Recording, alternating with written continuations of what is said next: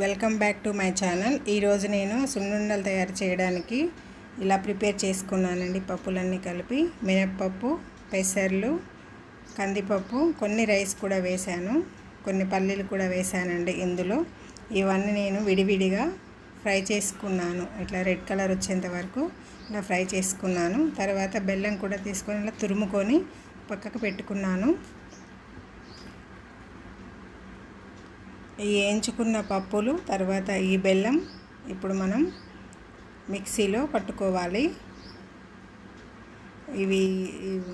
ఇప్పుడు ఈ రెండింటిని మనం మిక్సీలో కొంచెం బరకగా మనం ఫ్రై చేసుకుందాము. నేనైతే మెత్తగా చేసుకోవట్లేదండి, బరకగా చేసుకుంటున్నాను.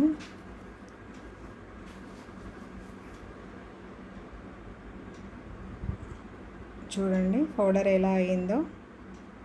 నేను మెత్తగా చేసుకోలేదు, ఇట్లా బరకగా చేసుకున్నాను. ఈ బెల్లం అంతా కలిసినంత వరకు బెల్లం కూడా ఇందులో వేసే నేను మిక్సీ పెట్టానండి. ఒకసారి ఇలా మొత్తము మనం కలుపుకొని ఉంచుకోవాలి.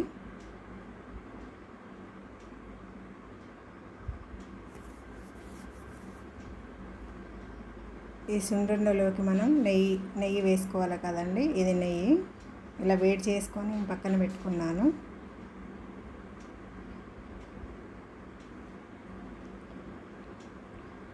ఈ నెయ్యిని నేను కొంచెం కొంచెంగా ఈ పౌడర్ ఒక గిన్నెలోకి ఇంకో బౌల్లోకి తీసుకొని గరిటెతో ఈ నెయ్యి కొంచెం కొంచెంగా ఇందులో వేస్తూ రౌండ్స్ చుట్టుకుంటాను. చూడండి, మొత్తం నేను ఈ సున్నుండలు నెయ్యితోనే ప్రిపేర్ చేద్దాం అనుకొని చేస్తున్నానండి. చూడండి, ఇలా బాల్స్ లాగా చుట్టుకొని ఒక్కొక్కటి ఇలా పేపర్ మీద పెట్టుకుంటున్నాను.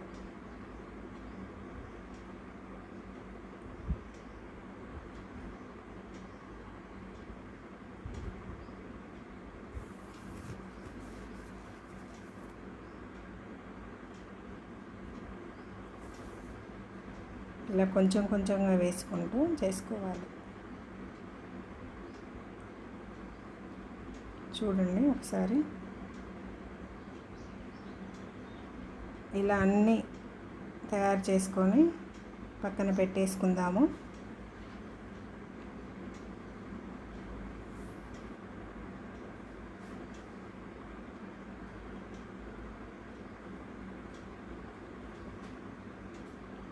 చూడండి ఎలా తయారయ్యాయో. ఈ హెల్త్కి చాలా మంచివి. పిల్లలకి ఇవి మనం మార్నింగ్ అయినా ఈవినింగ్ అయినా స్నాక్స్ లాగా మనం ఇవ్వచ్చు వాళ్ళకి. అచ్చం నెయ్యితో తయారు చేసాం కదండి, చాలా హెల్తీగా ఉంటుంది. ఇవన్నీ నేను బాక్స్లోకి ఇలా స్టోర్ చేసుకుంటున్నాను. అన్నీ ఇదే విధంగా తయారు చేసి స్టోర్ చేసుకోవాలి. ఈ రెసిపీ కనుక మీకు నచ్చినట్లయితే ఫ్రెండ్స్ లైక్ చేయండి, షేర్ చేయండి, కామెంట్ చేయండి. అలాగే సబ్స్క్రైబ్ చేసుకోవడం మాత్రం మర్చిపోకండి ఫ్రెండ్స్. బాయ్.